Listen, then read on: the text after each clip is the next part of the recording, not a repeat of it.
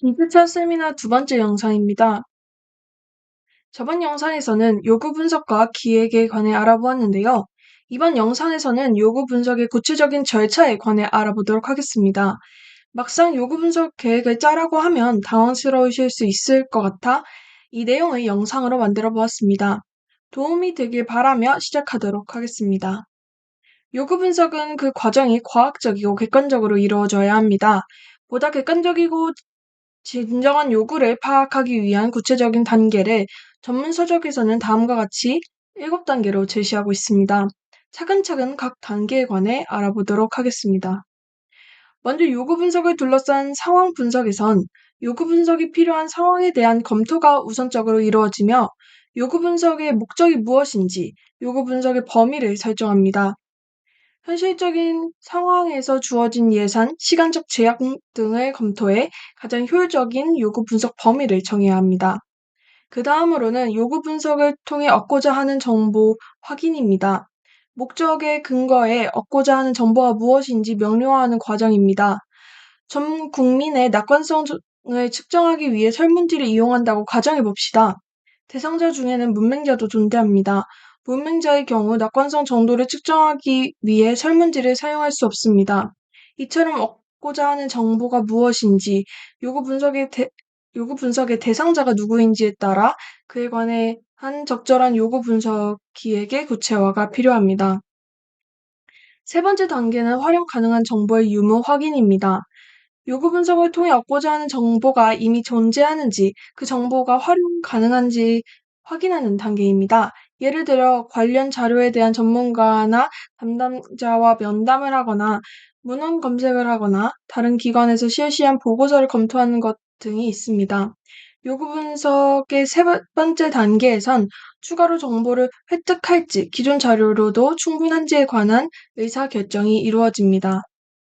네 번째는 요구 분석의 방법 선정입니다. 요구 분석 방법의 선정의 경우 실제 요구 분석 방법을 결정합니다. 기존 자료 분석, 면담, 집단 토의, 설문조사 등 다양한 요구 분석 방법이 존재합니다. 이런 방법들을 선택할 때 최적의 것을 선택할 때 고려해야 할 사항들이 몇 가지 있습니다. 비용, 정보 출처의 무기명 여부, 수집 자료에 대한 후속 조치 가능성, 시간 등이 있습니다. 이때 최선의 방법을 선정한다는 것은 어떤 요구 분석의 방법이 요구 분석 목적을 달성하기에 가장 적합하고 시간적, 경제적, 현실적 문제에 대한 최선의 대안이라는 의미를 내포합니다. 요구 분석 계획은 앞선 논의의 기초에 실제 요구 분석의 실시를 위한 계획을 세우는 것입니다. 나열되어 있는 요소들은 계획할 때 고려돼야 할 사항들로 이 또한 계획 세울 때 참고해 주세요. 이렇게 요구 분석 계획을 다 세우면 실시를 통해 실제 자료를 수집하고 그 자료를 분석하게 됩니다.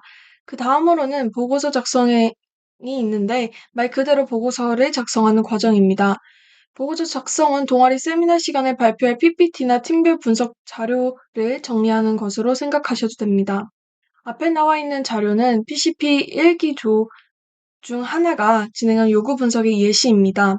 이 요구 분석의 자료가 완성되기까지 앞서 말한 절차가 진행되었습니다. 먼저 관심 이슈와 관련된 최근 논문을 분석하면서 연인 관계에서 불완전 애착의 위험성을 파악하고 요구 분석을 기획하게 됩니다. 실태 파악 대상을 연애 경험이 있는 20대 성인으로 한정해 진행함으로써 원하는 정보를 구체화합니다. 분석한 논문 중 활용 가능한 정보의 유무를 확인하고 논문을 참고해 설문과 인터뷰 질문을 구성하셨습니다. 요구 분석을 온라인 설문과 심층 인터뷰를 통해 진행되었는데 자료를 첨부하지는 않았지만 두 가지 방법의 질문 모두 논문을 참고해 작성되었다고 합니다. 이를 통해 검사지와 결과 분석의 타당도를 높일 수 있었다고 합니다. 이 외에도 요구 분석에 걸릴 시간, 기간 등을 미리 계획한 후 진행되었습니다. 약 2주에 걸친 요구 분석이었는데요. 이를 통해 프로그램의 활동을 구체화할 수 있었다고 하셨습니다. 요구 분석 예시와 관련된 추가 자료는 카페 일기 세미나 중간 발표 자료에서 확인하실 수 있습니다. 네, 짧고 간단하게 요구 분석 절차에 관해 알아보았는데요. 이 절차를 따라가다 보면 여러분 팀만의 요구 분석 계획을 구체화하실 수 있을 겁니다. 여러분이 요구 분석을 진행하고 싶은 대상은 누구인가요?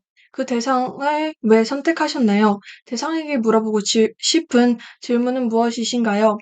요구 분석 계획은 얼마나 구조화되어 있나요? 이에 관한 내용을 댓글로 남겨주세요. 구체적이면 구체적일수록 실행에서 있을 수 있는 당황스러운 사고를 방지할 수 있습니다. 팀원들과 함께 구체화하는 과정을 통해 보다 풍부한 요구 분석을 기획해 봅시다. 이상으로 영상을 마치도록 하겠습니다. 감사합니다.